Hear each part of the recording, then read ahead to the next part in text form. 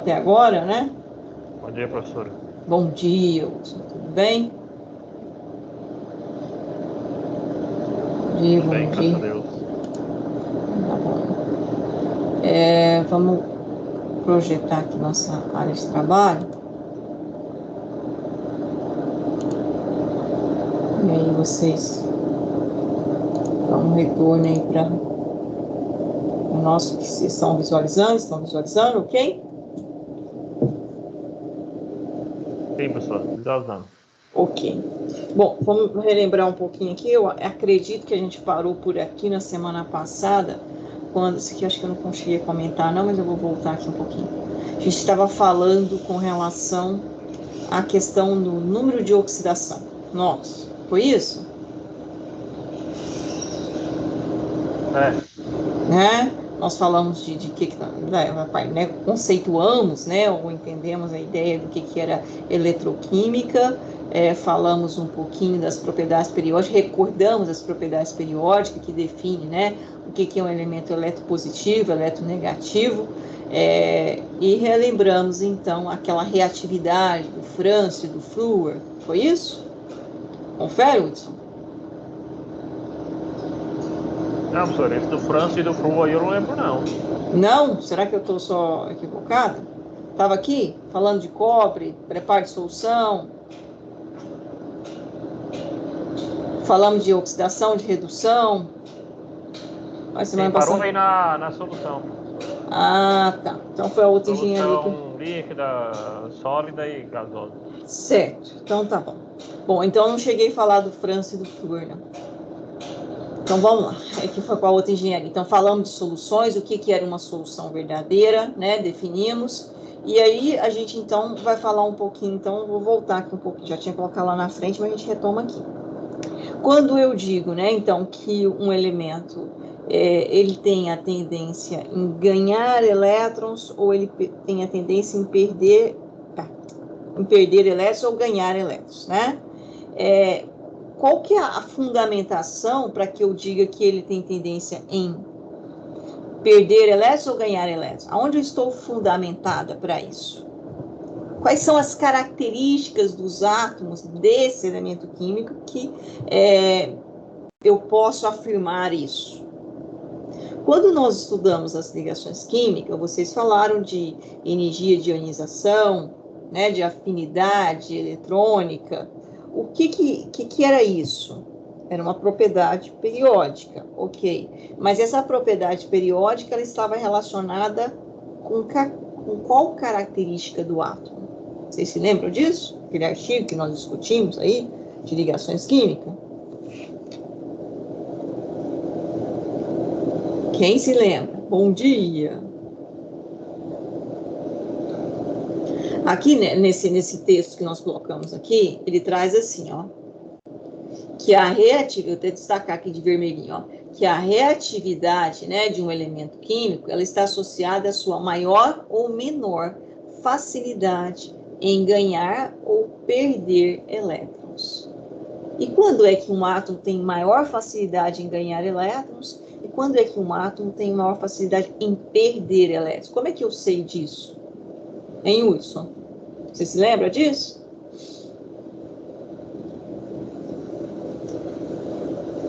Vai, professor. Agora, Esqueceu essa ideia? Então vamos lá, vou ser mais prática, vamos pontuar mais. Está dizendo assim, ó, esse penúltima linha aqui, está dizendo assim, entre os metais, o mais reativo é o frâncio. E entre os ametais, o mais reativo é o flúor. Bom, vamos lembrar aqui, eu acho que eu tinha feito aqui, por isso que eu achei que eu já tinha feito isso aqui com vocês. Vou apagar. tem Aqui a é ver com assim, raio gente. atômico, né? E a camada de valência. Exatamente. Então, ó, aqui tá o quem? Ó, o frâncio. E aqui tá quem? O flúor. Né? Com relação ao flúor, você acha que ele tem maior tendência em ganhar elétrons ou em perder elétrons? Pessoal, Tatiane, Henrique, Matheus, William, Jefferson. Bom dia, Jefferson. Maior tendência em ganhar elétrons. Maior tendência em ganhar elétrons. Mas por que, Henrique, maior tendência em ganhar elétrons o flúor?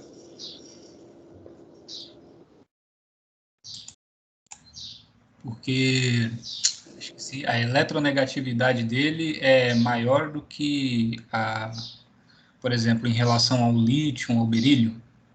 Exatamente. Aqui o flúor, né? Se a gente lembrar da distribuição eletrônica dele, né? Um S, 2 S, 2 P, não é assim? Isso. Essa é a distribuição 9, né? Elétrons, 9 prótons.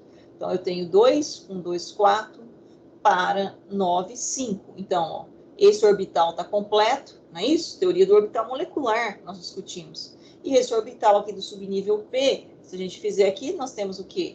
3 orbitais, mais ou menos assim, né? 3... Ih, está torto aqui, difícil, né? 5 elétrons, então, ó, 1, 2, 3, 4, 5. Lembra? Isso, aí tem um orbital incompleto. Aí a tendência dele a ganhar um elétron de outro elemento é maior. Exatamente, porque ele tem um gasto menor energeticamente falando, né? Então, por isso, ele é o elemento que tem maior tendência em receber elétrons, né? Porque nós estamos pensando na questão de carga nuclear, que puxa, porque ele tem 9 prótons e 2 camadas só.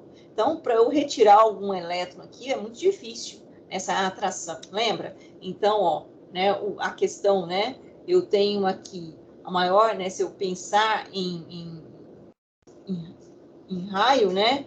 Esse raio do flúor aqui, ele é um raio em relação ao do boro. Ele é o maior ou menor em relação ao do boro?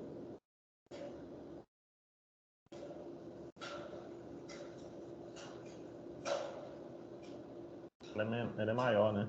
Exatamente, porque ele vai o quê? Puxar, né? Na verdade, o raio é menor. Ao contrário, né? O raio é menor porque a carga 9 prótons, ó, eu tenho 9 prótons, não é isso? 9 partículas positivas, puxando aqui 9 elétrons. Então, essa intensidade aqui, ó, ela é forte, faz com que eu aproxime essas camadas, lembra? Né? Na linha. Agora, conforme aumenta o número atômico, o que acontece? Diminui o raio. Não é assim? No mesmo período. Então, o raio, né, na verdade, a tendência dele em aumentar vai ser o sentido contrário, né, em relação ao número atômico. Agora, aqui não, na coluna não. Aí, conforme eu aumento o número atômico, eu também aumento o raio, porque eu estou aumentando o número de camadas, certo? Então, nesse caso aqui, já o frâncio é o contrário do flúor, está nas extremidades opostas, ó. O frâncio já é o cara que tem um maior raio. Se ele tem um maior raio, consequentemente, esses elétrons estão mais afastados. Se eles estão mais afastados, estão os elétrons de valência estão na 7ª camada, e um elétron só. Então, eu tenho aqui na 7ª camada do frâncio, vai ser assim, ó. Se você fizer a distribuição eletrônica, eu não vou fazer, vai ser 7s1. Então, eu tenho aqui, ó, um orbital com um elétron. Para eu retirar esse elétron, fornecer uma energia para ele sair daqui, né, não é tão elevado assim. Então, eu tenho maior facilidade em perder o elétron. E, ao contrário do flúor, tem maior facilidade em ganhar o elétron. Então, isso está relacionado. Então, quanto menor o raio, mais difícil de retirar o elétron. Então, a tendência dele é ganhar. Certo? Exatamente. Porque mas não é só isso, né?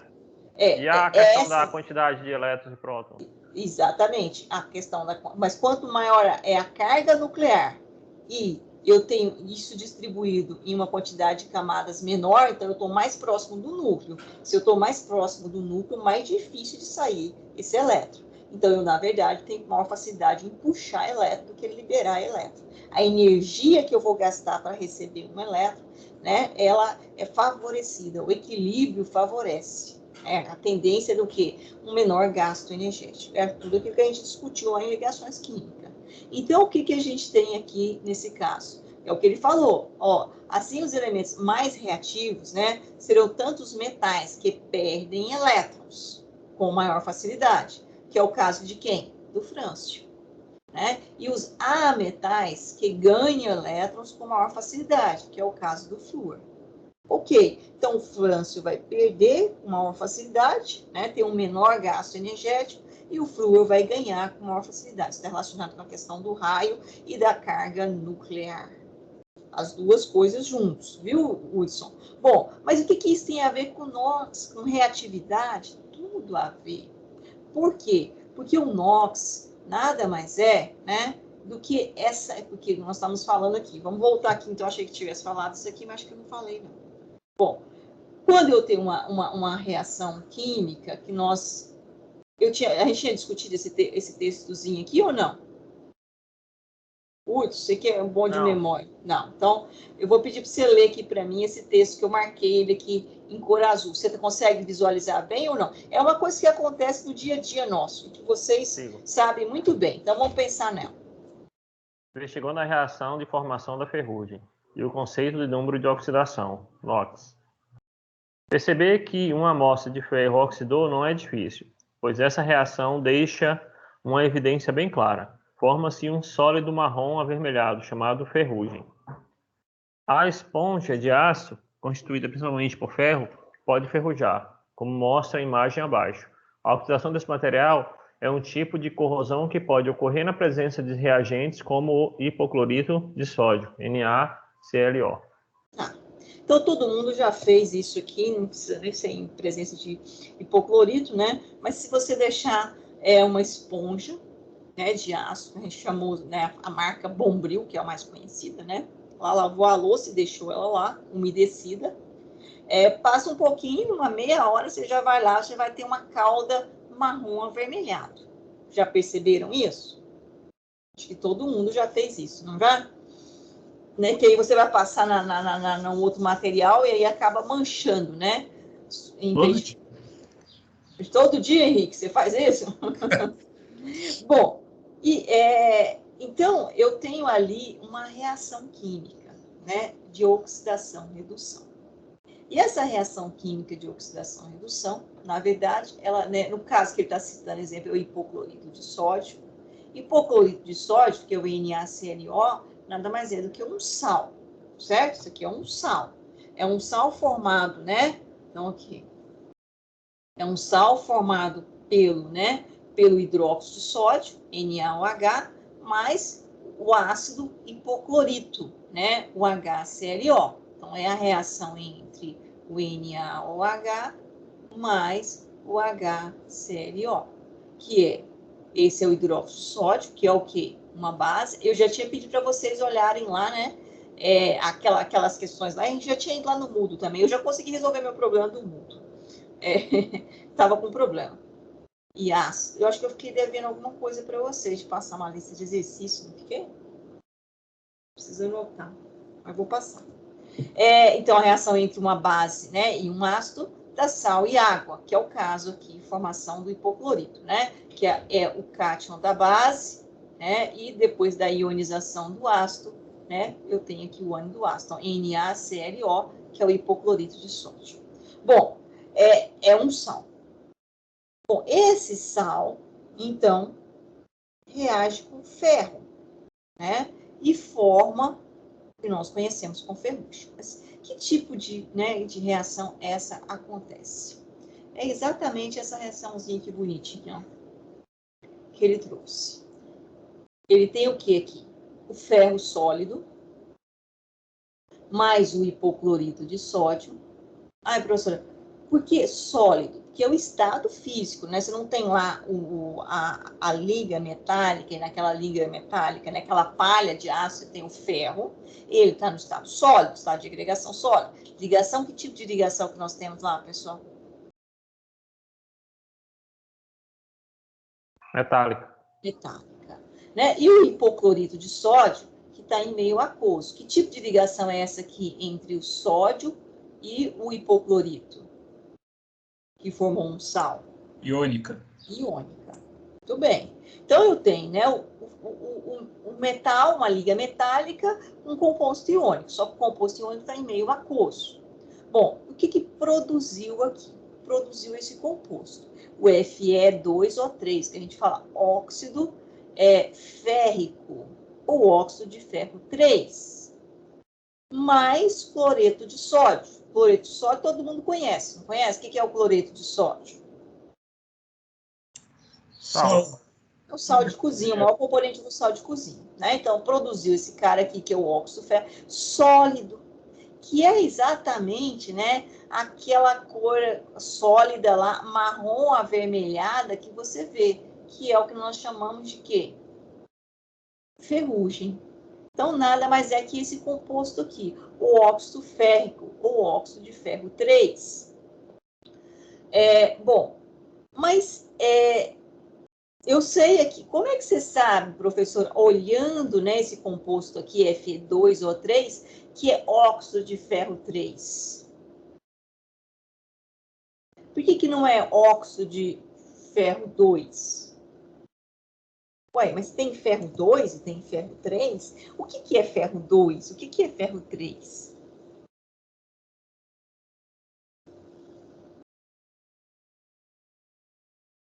Aí, Hudson, lê esse pedaço aqui bonitinho para nós. Deixa eu ver até onde você vai ler para nós. Eu vou apagar aqui, tá vermelho, fica ruim. Até aqui, ó.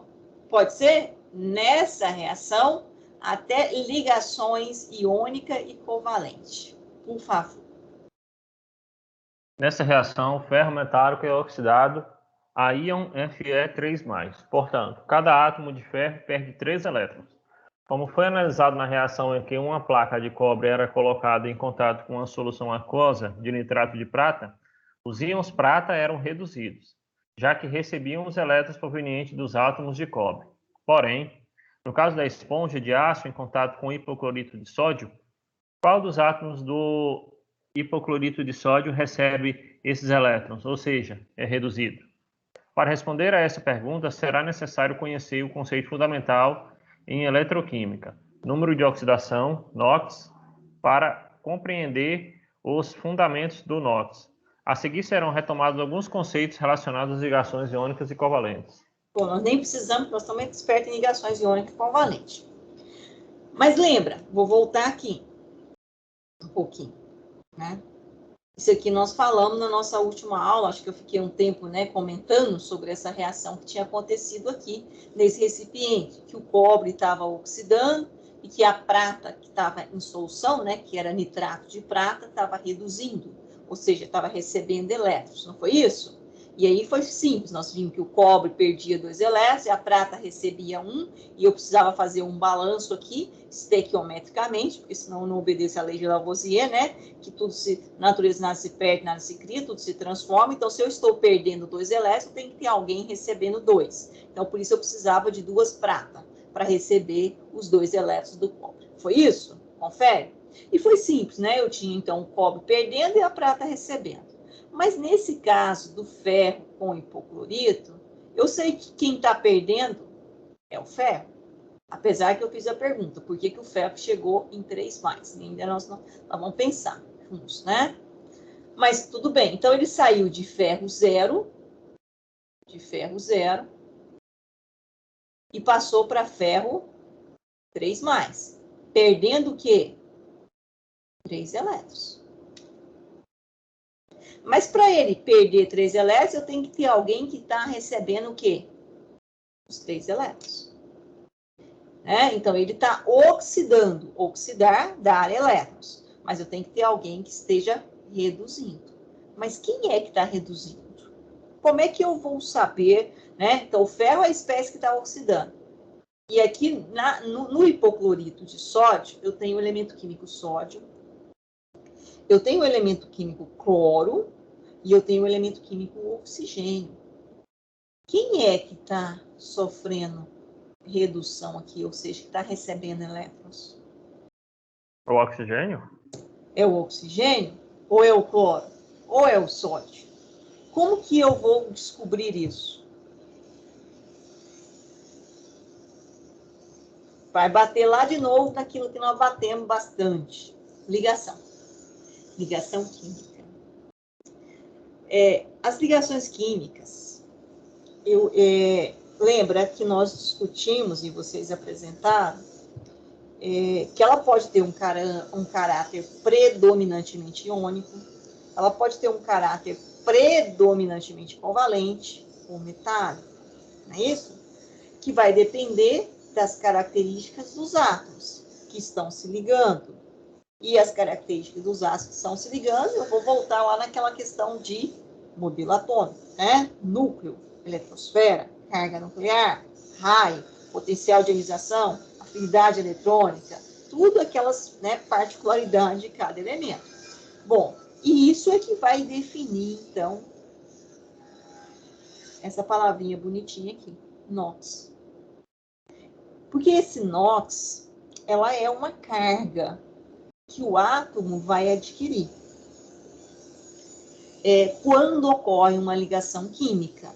Ai, professora, mas quando o átomo ocorre uma ligação química, que ele adquire uma carga, eu falo de ligação iônica, porque nós falamos, perdeu elétrons, carga positiva, ganhou elétrons, carga negativa, não é isso? Cátions e ânions. E no caso da ligação covalente? Será que eu não tenho, então, como definir número de oxidação em ligação covalente? Ou eu tenho como definir essa carga em ligação covalente? Como é que funciona isso? Por exemplo, vou apagar. Eu já tenho aqui, mas eu apago e faço de novo.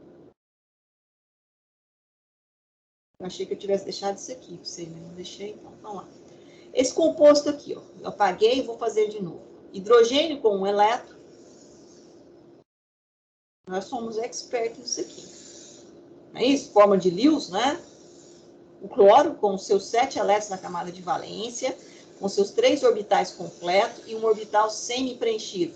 O hidrogênio com seu único elétron na camada de valência, com um orbital semi-preenchido. Junta-se os orbitais atômicos, não é isso? 2 orbitais atômicos, e forma-se 2 orbitais moleculares, um ligante e não ligante. Assim, o ligante de menor energia, por isso há a possibilidade de formar essa ligação, e logicamente esse composto tem uma ligação com um caráter predominantemente covalente e não iônico. Não é isso? Nós vimos? Bom, e aí? Formou-se esse composto, HCl, né? Esse composto, inclusive, em meio aquoso, ele tem caráter ácido, né? Que é o famoso ácido clorídrico em meio aquoso. Bom, mas entre o hidrogênio e o cloro, quem é mais eletronegativo? É o hidrogênio ou é o cloro?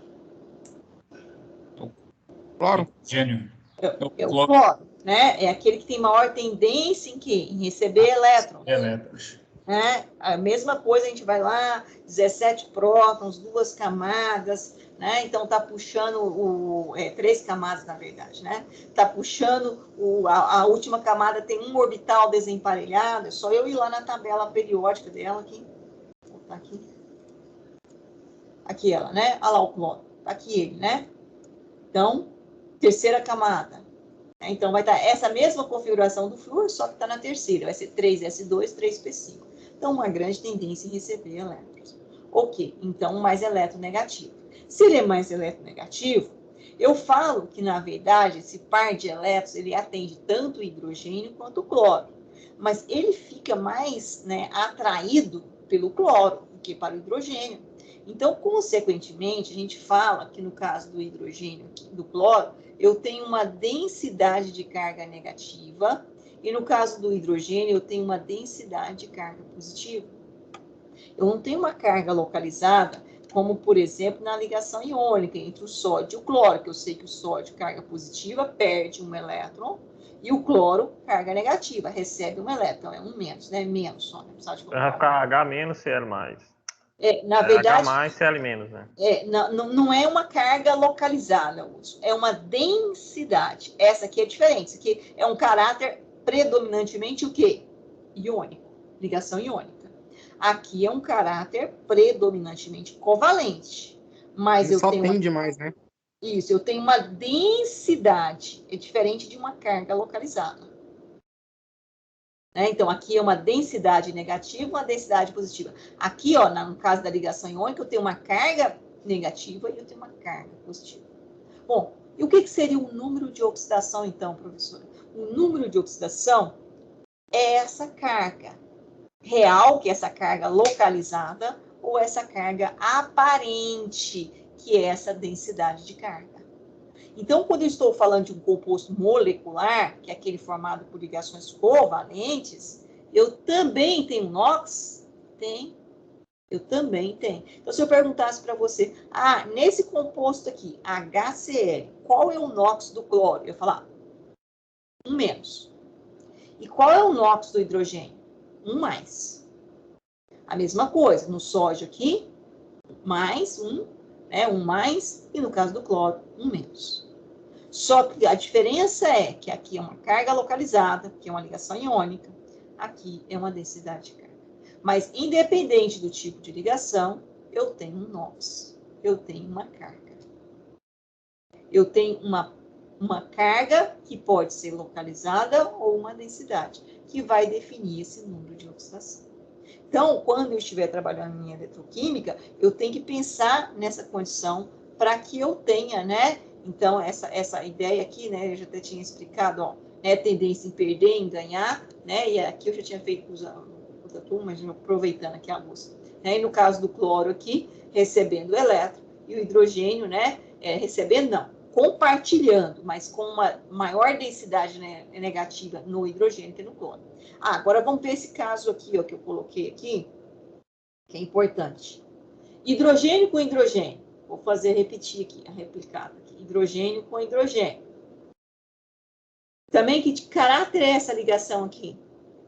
Iônico ou covalente? Covalente? Covalente, né?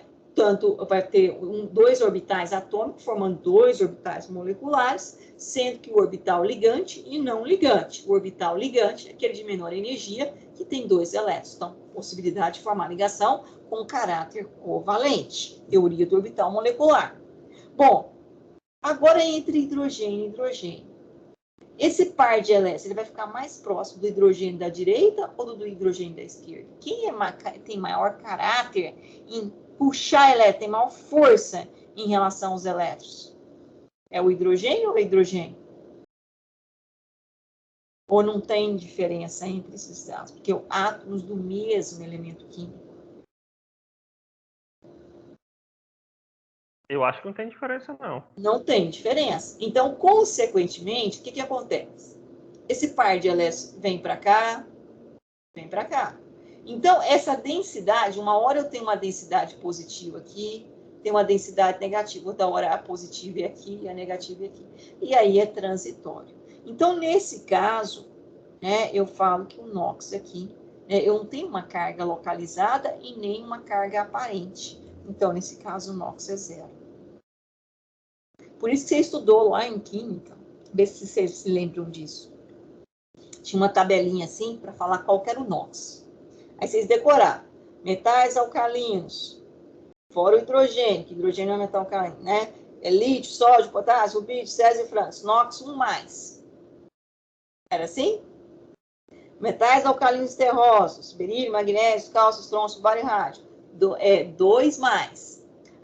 Substâncias simples, NOx 0. Era assim? Quem se lembra?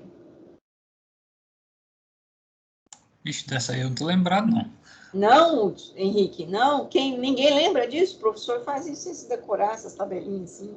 Depois vocês pegam lá, tem uma tabelinha que, né, que vem trazendo um NOx de cada elemento. Alguns são fixos e outros são variáveis. E aí os variáveis você tem que calcular na estrutura, né, da ligação química. Nada mais é, gente, do que a ligação. E a diferença de eletronegatividade, ou seja, que você vai determinar o NOx. Então, e não é NOx fixo, né? É porque, por exemplo, o lítio tem maior tendência em perder o elétron dele, né? Como o flúor tem maior tendência em receber o elétron. Nós discutimos questão de quê?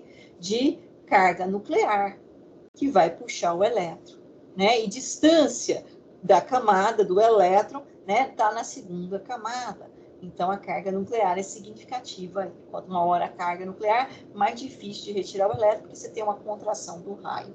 Então, isso tudo vai definir essa carga. E essa carga é o que nós chamamos de NOx. E o que é NOx, professor? NOx é o número de oxidação. o quanto ele vai perder elétrons, o quanto ele vai ganhar elétrons. Pode ser tanto em uma ligação iônica ou uma ligação covalente. No caso da ligação covalente, não se esqueça, é uma densidade. Mas eu tenho, então, uma carga aparente. Não é uma carga real, é uma carga aparente. Tranquilo ou não? Bom, então, vamos lá. Vamos entender aqui. Aquela ideia lá do ferro que eu falei, né? Vamos voltar aqui para a gente pensar um pouquinho. Deixa eu apagar esse aqui. Esse aqui eu vou deixar porque tem um erro aqui nesse pedacinho que eu copiei, mas aí eu corrigi aqui. É o seguinte. Diferentes números de oxidação do ferro. Como assim? Ferro metálico, quando eu tenho ferro sólido, ligas metálicas, ele está falando que o NOx é igual a zero. O número de oxidação dele é zero. Tem coerência isso ou não? Sim. Tem. Porque eu só tenho ferro na estrutura. Então, não tem diferença de eletronegatividade, logicamente. Então, é zero. É o que eu acabei de falar para vocês, né? Mas eu posso ter ferro com NOx 2+, e eu posso ter ferro com NOx 3+. Epa! Por quê que eu posso ter ferro com NOx 2+, e ferro com NOx 3+? Depende com quem o ferro vai se ligar, né? E as necessidades dele perder 2 elétrons ou ele perdeu 3 elétrons. Lembra daquela ideia, teoria do quinteto que eu falei para vocês? Esquece. Aí aqui ela se perde. Como assim, professor? Porque o ferro, né? Aqui tá falando que tem número de prótons, tá errado, tá, gente? Não é 56, vocês erraram aqui, é 26. É só a gente olhar na tabela periódica. Daqui a pouco eu já vou lá e vocês olham aí. 26, tá? O número de prótons do ferro é 26. Bom, então, logicamente, né? Ferro 0, ferro 2+, ou ferro 3+, qual que é o número de prótons dele? 26. Não altera o número de prótons, porque se alterar o número de prótons, ele deixa de ser ferro, passa a ser um outro elemento. Aí eu tenho, né, um decaimento radioativo, eu estou mexendo no núcleo do átomo. Mas o número de elétrons eu posso alterar. Quando o NOx é 0, significa que o número de elétrons dele continua sendo o quê? 26. Agora, se o NOx dele for 2+, significa que ele perdeu quantos elétrons? 2. Então, ele vai passar a ter quantos elétrons agora? Se ele tinha 26, perdeu 2, vai ter 24. Ah, e se ele tinha 26 e perdeu 3 elétrons, vai passar a ser 23 elétrons. Ah, professor, isso pode acontecer? Um elemento químico pode perder uma quantidade diferente de elétrons? Pode. Isso é fundamental, sabe por quê? Isso vai definir a espécie química que nós temos. Ou seja, como ela está ligada. E a forma como ela está ligada é de extrema importância. Vou citar um exemplo prático no nosso dia a dia, né? Na área de saúde, por exemplo. Nós devemos, pessoas que estão com anemia, né? Tem que fazer o quê? Fazer ingestão de quê? De suplementos, de medicamentos à base de quê? De ferro. Já ouviram falar sobre isso? Estou citando um exemplo prático de dia a dia. Sim ou não? Sim, professor. Pois é. E o mais importante nisso é a forma como esse ferro está. Essa espécie química. Então, eu falo a espécie química que vai ser mais disponível para o nosso organismo. Então, a maioria dos metais, né, não é só o ferro, né, o alumínio, e cobre, zinco, tem uma diversidade de NOx. E determinado NOx vai disponibilizar ele para o nosso organismo, determinado NOx não vai tornar ele disponível. A forma como ele vai se ligar. A mesma coisa na área de vocês, de engenharia mecânica. Eu preciso saber qual a espécie daquele elemento que eu tenho para eu fazer, né, uma liga metálica e ela tem uma maior durabilidade ou menor durabilidade. Depende qual é a finalidade que eu vou aplicar. Então, não é simplesmente eu falar, eu tenho ferro. Eu tenho que saber qual é a espécie de ferro. E o que define essa espécie do elemento químico? É o seu número de oxidação. É o seu NOx. E o seu número de oxidação, o seu NOx, vai ser definido a partir da ligação química que ele está fazendo. Com quem ele está ligando. Então, o NOx de um elemento químico, ele não é fixo. Ele sofre variações, dependendo da forma como ele está ligado. Então, eu preciso entender muito bem de ligações e de propriedades periódicas, para eu, dentro de uma estrutura, eu conseguir definir qual é o NOx do elemento. Já vou mostrar isso já.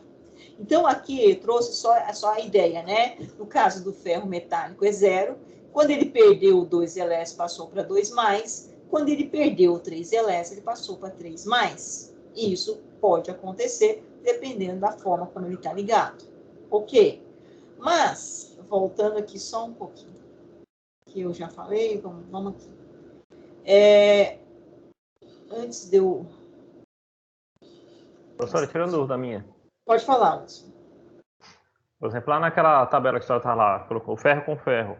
Então, se for, a tendência dele sofrer uma oxidação é maior do que os outros ferros, por exemplo, ferro 2, ferro 3? Não, o ferro com... Não entendi só. Eu tenho uma estrutura, uma liga metálica, é isso? Isso. Igual ferro puro lá, né? Que é ferro com ferro, por exemplo. Exatamente, uma liga metálica. Bom, para que lado ele vai? Se ele vai ser ferro 2 ou ferro 3? É isso? Não, por exemplo, se ele enferruja mais do que os outros as outras ligas, por exemplo, ferro com outra liga, por exemplo. Ah, entendi. Se eu tiver uma liga e nessa liga eu tiver só um posto ferro, né? Uma liga metálica composta exatamente só pelo elemento químico ferro. Correto. E eu tiver uma outra liga onde eu tenho ferro e outro elemento químico. Qual deles vai sofrer processo de corrosão mais rápido? O ferro que não tem outra mistura ou o ferro que está com outro elemento químico? É isso? Correto. Depende. Depende do meio a qual ele está. Então, quando eu vou avaliar o processo de oxidação e redução, eu tenho as variáveis que são importantes, né? Não é só aquela estrutura, ela não está isolada. Eu tenho que ver temperatura, oxigenação, umidade e, logicamente, os componentes que estão ali junto. Porque isso tudo pode ser que o ferro, com só a liga composta só do elemento químico ferro, não sofra oxidação, dependendo do meio que ela está, ou tenha um processo de oxidação-redução mais lento, inclusive comparado com a liga que tenha crômio, níquel. Depende muito do meio. Nós vamos falar sobre as características do meio que vão influenciar no processo de oxidação-redução. Certo? Boa sua pergunta. Eu vou mostrar isso quando a gente estiver falando de corrosão. Mas você entendeu a resposta agora? Ou não? Entendi, professor. Ficou ainda assim uma interrogação, eu acredito, né? Mas que meio? Quando que o meio vai interferir? Então, a minha dúvida é se forem meios iguais, entendeu? Tipo assim, mesmo ambiente. Nas mesmas condições? Nas mesmas condições. Provavelmente, quando eu tiver uma mistura, né, por exemplo, crômio, níquel, isso vai diminuir o processo, vai ter um avanço, né, mais lento com relação ao processo de corrosão. Correto.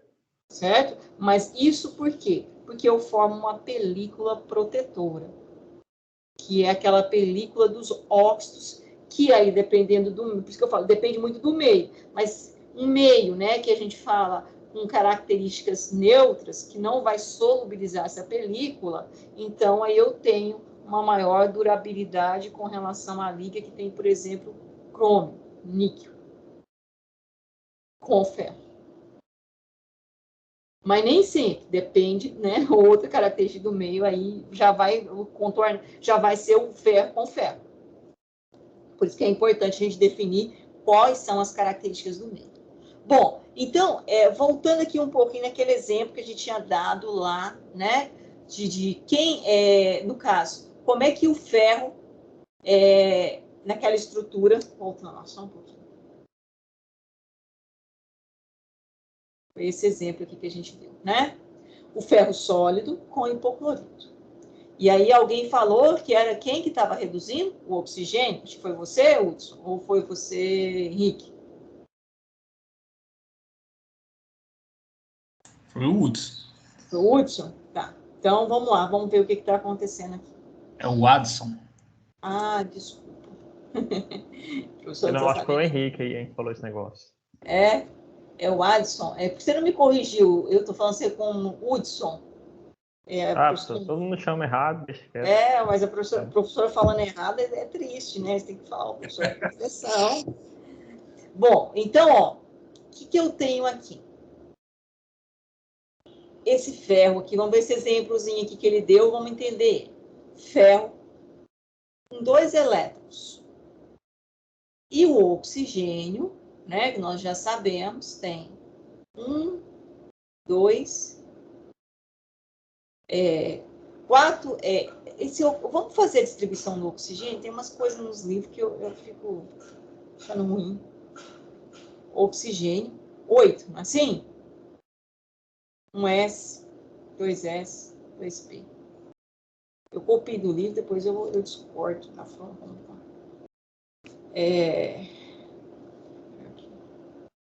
8, né? 2, 1, 2, 4, para 4. Para 8, 4. Então, aqui eu tenho um orbital completo, assim. E aqui eu tenho 3 orbitais.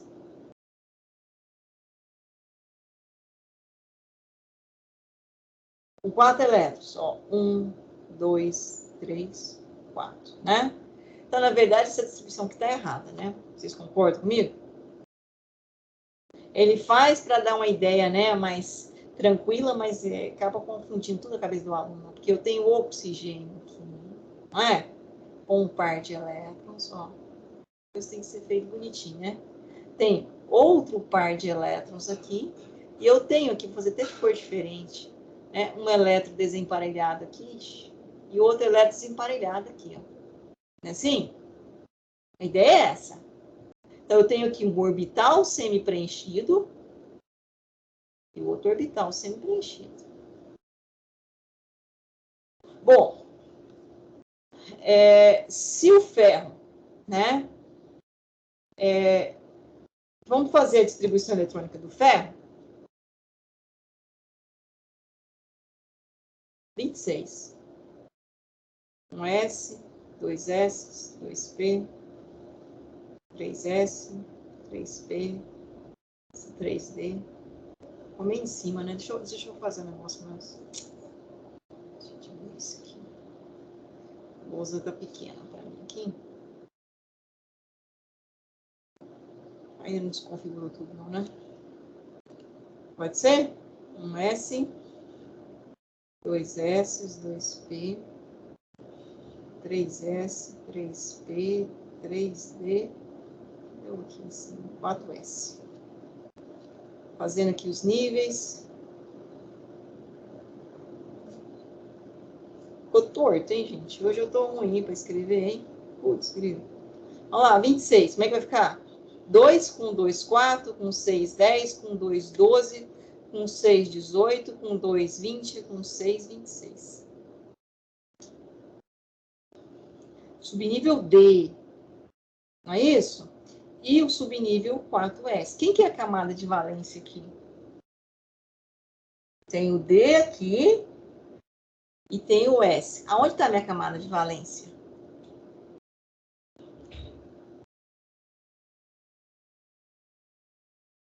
Quem é a minha camada de valência? Cadê o pessoal? Sumiu? Ó, eu tenho 4S2, que é a última camada que eu distribuí, não é? Certo ou não? Certo.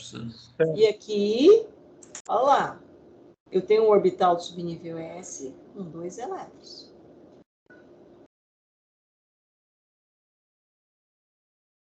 Só que eu tenho o orbital do subnível D, né? Não é na camada de valência, é na penúltima camada, com 6 elétrons. Então, 6 elétrons no subnível D fica como? Fazendo aqui, tranquilo, né? 1, 2, 3, 1, 2, 3, 4, 5. Vou fazer aqui. 6 elétrons, como é que fica? 1, 2, 3, 4, 5, 6. Essa é a distribuição do subnível D, com 6 elétrons, e o S com os 2 elétrons. Ah, professora, esse negócio tem tendência a perder elétrons? O ferro tem tendência a perder? É possível isso? Se ele está no 4S com 2 elétrons? Por isso que eu tenho o ferro zero, ligação metálica.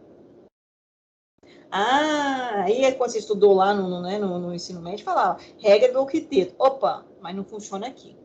E eu falei isso para vocês lá em ligações químicas, não falei? Então, aqui é sempre importante eu pensar, né, com quem eu estou ligado. Ah, eu tenho presença de oxigênio. Como é que está a história do oxigênio? 2 orbitais semi-preenchidos. Precisando de um elétron aqui e precisando de um elétron aqui. Se o ferro perder esses 2 elétrons, a camada de valência dele passa a ser a terceira camada. Isso pode acontecer? Pode. Apesar do orbital estar completo. Mas aonde ele está? Lá na quarta camada, a atração nuclear prótons, elétrons, não é tão intensa.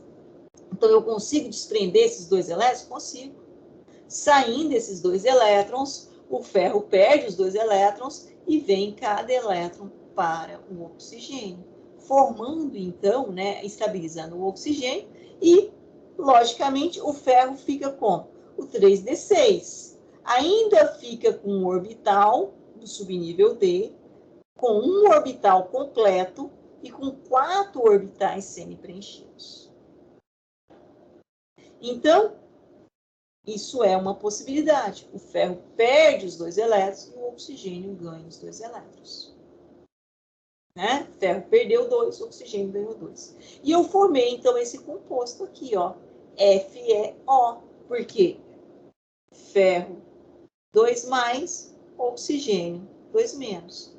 Isso, alguém perde 2 elétrons e alguém recebe 2 elétrons. Se eu chegasse para você e perguntasse para você, qual é o óxido do ferro aqui? Como é que você ia dizer para mim?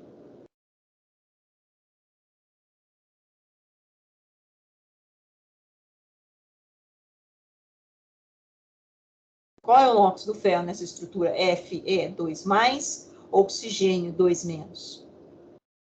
Qual que seria o NOx? F2? O ferro seria 2+, F2. o NOx dele é 2+, e o NOx do oxigênio é 2-. Perfeito. Formou o composto que a gente fala óxido ferroso, ou óxido de ferro 2. Perfeito aqui. Como é que é a fórmula desse composto? Se alguém está perdendo 2 e alguém está recebendo 2, então o ferro perde 2 elétrons e o oxigênio recebe 2 elétrons. O composto iônico formado é óxido de ferro 2, que na verdade é um óxido, né? É um composto com ligação o quê? Iônica. Formação, né, de um composto iônico.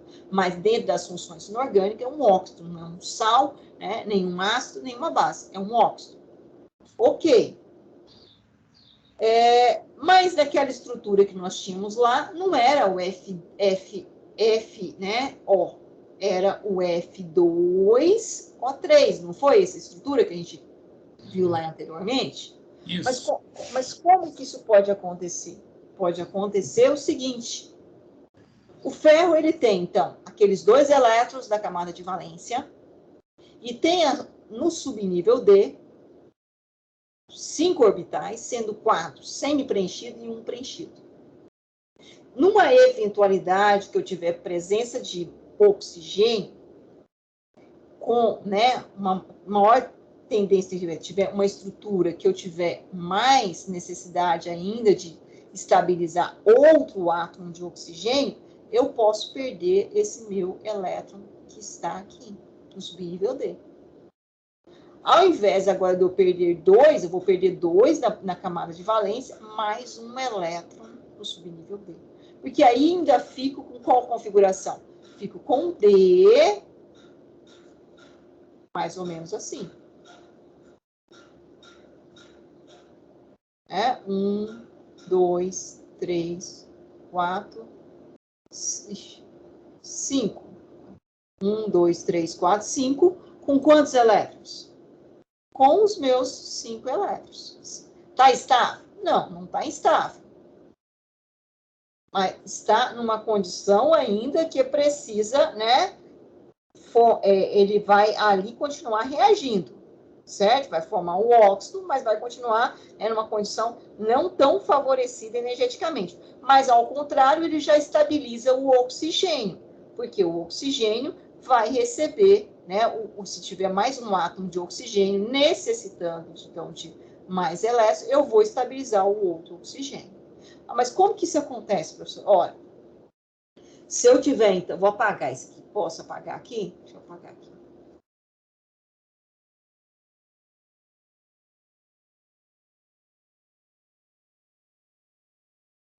Ó, então, aquela configuração que eu tinha colocado, oxigênio com 2 pares completo, né?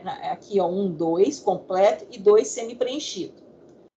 Se eu tenho um ferro, né? Então, não esquece essa aqui, ó. Esse aqui é preenchido, esse aqui é preenchido, e esses dois aqui tá semi-preenchido. Não esquecer, não levar em consideração que isso aqui são 2 orbitais, tá claro isso? É exatamente esse modelinho aqui, pra gente aproveitar isso.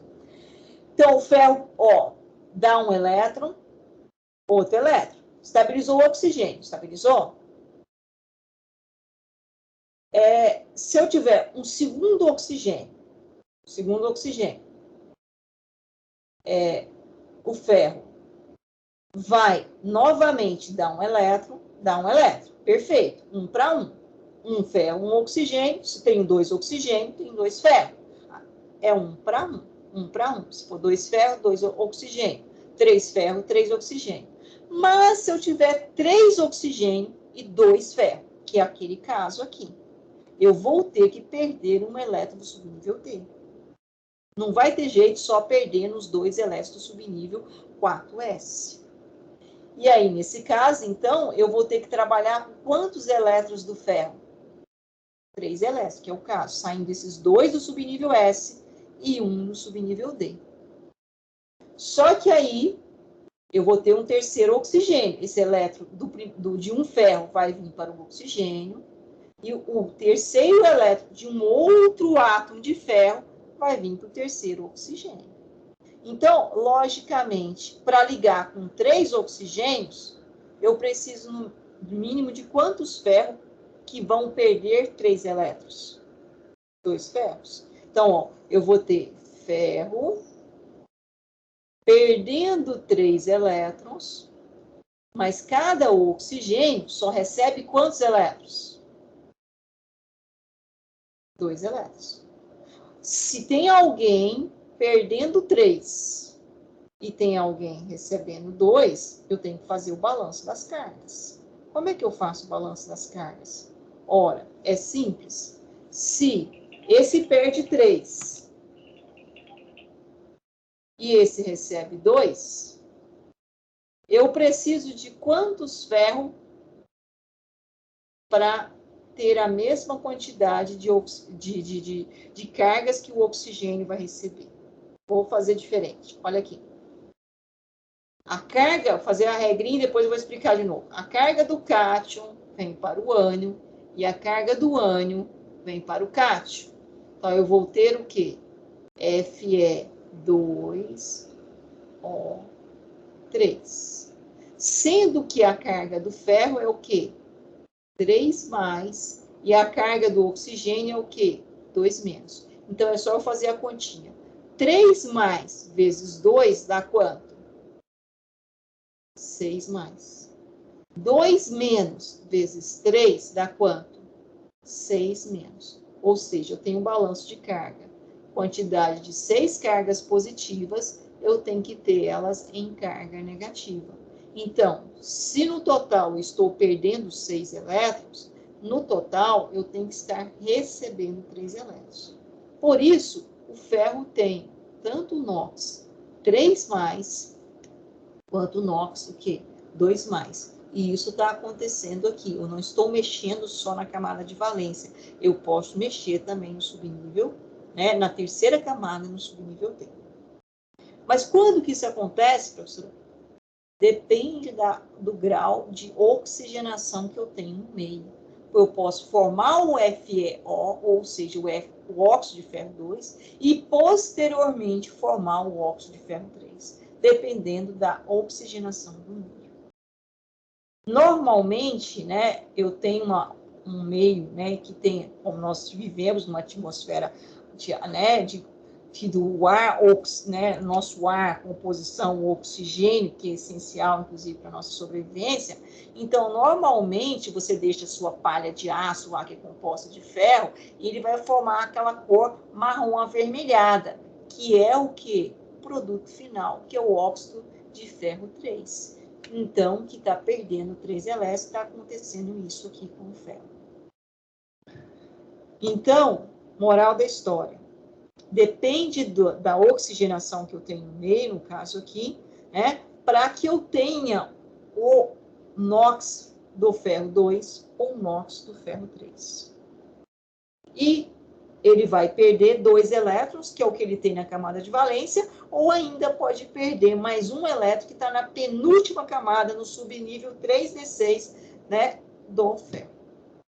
Sem nenhum instabilidade. Ele vai gerar um composto que é um óxido, né, marrom avermelhado, que vai, logicamente, ser solúvel, dependendo das condições de aquosa, mas que é uma estrutura que ela é degrada, né? Por quê? Porque ela não tem uma alta estabilidade. Perguntas? Pode falar. Dúvidas? Como é que eu sei quando eu vou ter óxido de ferro 2 ou óxido de ferro 3? Era isso que eu ia perguntar. Só quando você tiver a estrutura, Henrique, bateu o olho aqui, FeO, ou seja, para ligar com um oxigênio, eu tenho um oxigênio para um ferro. Então, 2 menos, porque o oxigênio precisa de 2 elétrons, então o NOx do ferro é 2+. Por quê? O somatório deles tem que ser igual a 0, porque ela é uma substância neutra. Ela tem que Ou seja, o que saiu tem que receber. Entendi. Certo? Aquela lei da conservação. Isso. Agora, professor, mas se eu tiver uma substância com carga? Opa, se ela tiver carga, aí a soma dos NOx tem que ser igual à carga. Que é uma substância que tem uma carga. Certo? Mas se a substância está neutra, então eu tenho que somar essas cargas e tem que ser igual a 0. Então, se o oxigênio precisa receber 2 elétrons, 2 menos. Então, o ferro tem que ser 2+. Mas agora se eu bati o olho, se eu tenho uma estrutura Fe2O3, agora eu já tenho que começar diferente. Ora, cada oxigênio, eu já sei, recebe 2 elétrons. Está aqui, ó. Certo? Se ele recebe 2 elétrons, mas eu tenho 3 oxigênios, então o total de elétrons que ele vai receber são quantos? 6. Negativo. Qual que é o número que eu vou colocar aqui, que somado vai ser igual a 0? O próprio 6. 6+. Mas esse 6+ é para quantos ferros? 2. Para um ferro vai ser quanto? 6+ dividido por 2. 3+. Então, esse ferro nessa estrutura é 3+. E esse ferro nessa estrutura é 2+. E isso tudo eu vou definir na hora de ver, de conhecimento com relação à ligação química. Que essa ligação aqui, ela tem um caráter o quê? Predominantemente iônico ou covalente? Iônico. Iônico. Então, eu já sei que se alguém está perdendo, alguém está recebendo. Se o oxigênio está recebendo 2, o ferro tem que estar doando 2. Agora, se eu tenho 3 oxigênios, então eu vou ter uma quantidade de ferro que vai balancear, né, cada oxigênio recebe 2, se eu tenho 3, então eu tenho 6 elétrons envolvidos no total. Então, sempre eu tenho que fazer esse balanço das cargas. Isso pensando em ligação iônica. Na próxima semana, a gente vai para a ligação covalente, porque é um pouco diferente. Então, eu vou precisar de um tempo maior para eu explicar aqui, que volta lá naquela questão da eletronegatividade, que a gente vai, inclusive, fazer para umas estruturas um pouco mais complexas. Tá? Então, na próxima semana, não deixa eu esquecer, não. Parei aqui. Pode ser? São detalhes que é importante, que muitos alunos passaram pelo ensino médio e não compreenderam isso. Pessoal, isso ficou claro agora ou não? Se não, vamos tentar entender. Não, ficou sim, professora. Ficou? Tá claro isso? O NOx. Então, o NOx é o quê? O que eu vou dizer hoje a partir desse momento? O que seria NOx? Como é que vocês iriam definir para nós o que é esse NOx? O número de oxidação. Ele está relacionado com o quê?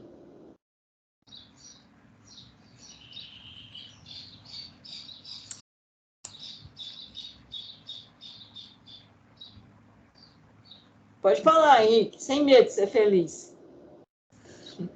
Está relacionado com a carga do... Está relacionado com quem está ligado, com a ligação química. E a ligação química, ela pode ter caráter iônico, pode ter caráter predominantemente iônico, né? Quer dizer, ela nunca é iônica 100%. Lembra disso? Mas o que predomina num determinado composto, por exemplo, NaCl, o que predomina é o iônico. Mas eu não posso dizer também que não tem caráter covalente ali. Mas o majoritário é o iônico, por isso que eu defino ela como uma ligação iônica. Por isso que eu falo predominantemente iônico. Mas eu tenho um pequeno compartilhamento também. É lá aquela, né, teoria de Schrödinger, né, que vocês explicaram, inclusive. Bom, então, primeira coisa, é iônica, caráter iônico, é convalente, é metálico. E aí eu vou avaliar isso. Se é iônico, como a gente acabou de ver o NOx. Alguém perde, alguém recebe. E aí eu tenho que fazer o balanço. A quantidade que está perdendo tem que ser igual à quantidade que está recebendo. Se a substância em si for neutra, eu tenho que manter essa neutralidade. Agora, se for covalente, semana que vem a gente vai vir aqui. Pode ser? Tranquilo? Nós temos alguma reposição? Acho que não, professora. Quantas aulas nós temos ainda do recesso natalino e final de ano? Hein? Deixa eu ver aqui, peraí. Deixa eu só baixar a lista de presença aqui, porque tem gente que já está querendo sair. O recesso começa quando? É dia 22 ou 23? Acho que é 22. 22, né? 22? Vai no meio de semana? O Food falou 22 mesmo. Eu acho O que é Food 22. falou 22. Então tem 3 aulas. Tem 3 aulas, né? Então vamos ver como é que a gente vai na semana que vem. Dependendo, a gente marca aí uma aula extra para outra semana, gente. Tá? Que esse aqui eu demoro um pouco mais, mas eu preciso bater bem isso aqui para vocês conseguirem caminhar na conclusão. Então tá certo. Então vou parar aqui. Semana que vem a gente pensa se a gente precisa marcar uma aula extra ou não. Parar a gravação, ok? Ok.